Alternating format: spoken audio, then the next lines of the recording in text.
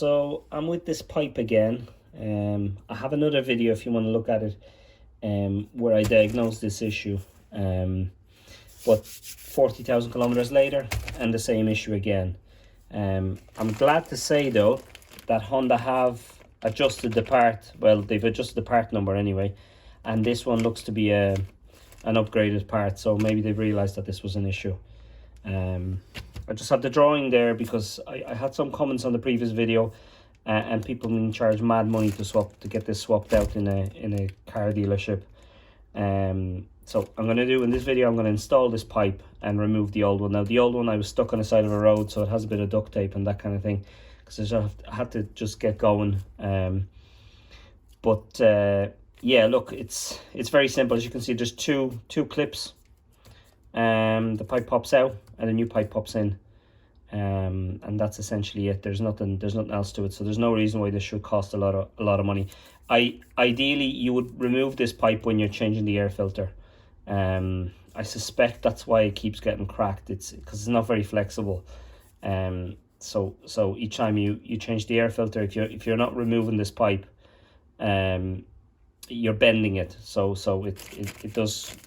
The cracking is in the bend, so I suspect that's the issue. So anyway, look, this is the new part. This was 75 euro plus the VAT.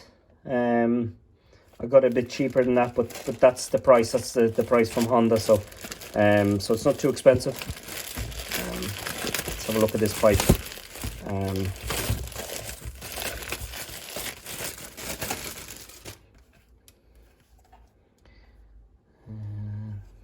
No part number on it. Honda used to print part numbers on these things, but they don't seem to. This one now smells really rubbery, and it's a lot more flexible, as you can see. The other one is a lot more like PVC than rubber. And like I said, the part number on the old one was G00. It was the same part number, just had G00. This is G01. So this is I suspect they've adjusted this. The reason I knew it was PVC is because for recycling purposes. Oh, look, Honda Eco, yeah, that's what happens. Eco means you have to install the part 20 times over in a lifetime of a car. Anyway, look, let's fit this, and I'll show you how easy it is. There's really nothing to it. Okay, so it's 8mm here. As you can see, I've taped it up just to get myself back home. Like I said in my previous video, what happens is it bypasses the filter, so the air comes in here rather than through the filter, and basically this sensor gets no reading, and that's why it gives an error code. So, loose.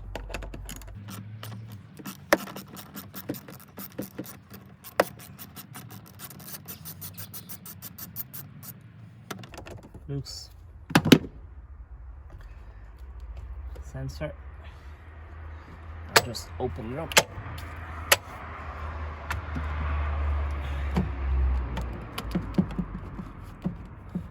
Just get moving.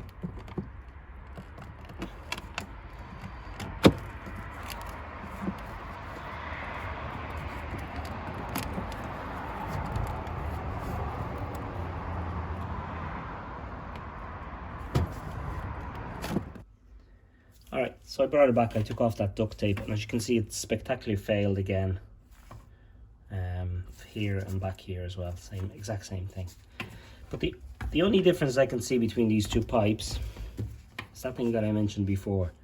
So this one here says Eco, this one says NBR plus PVC. I suspect, like even squishing these two, this one is so rigid and this one is much more flexible.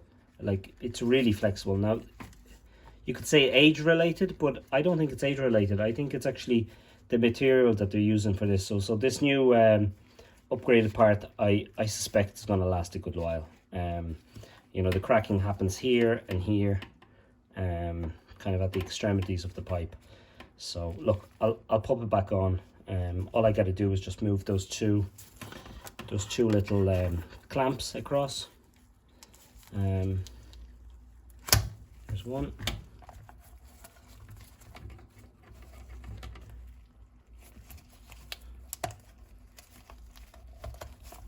That's one.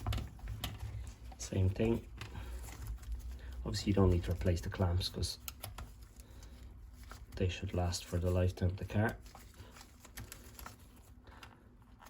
That's just the position for the clamp. And that's it. I'll just pop it back on.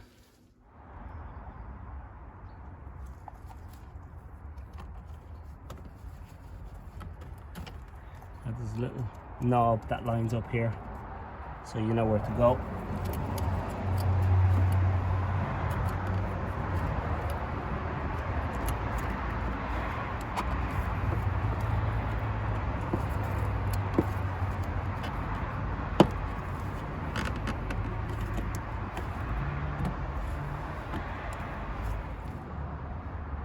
Yeah, just going to grease up the other side because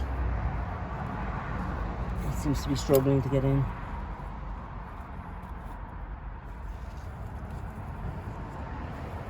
I'm using grease that's for CV boot, so it's fine.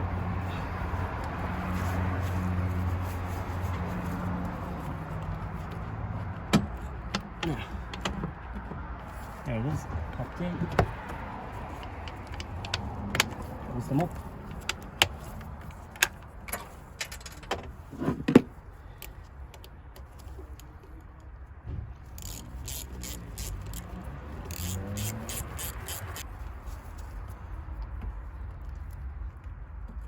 Sensor.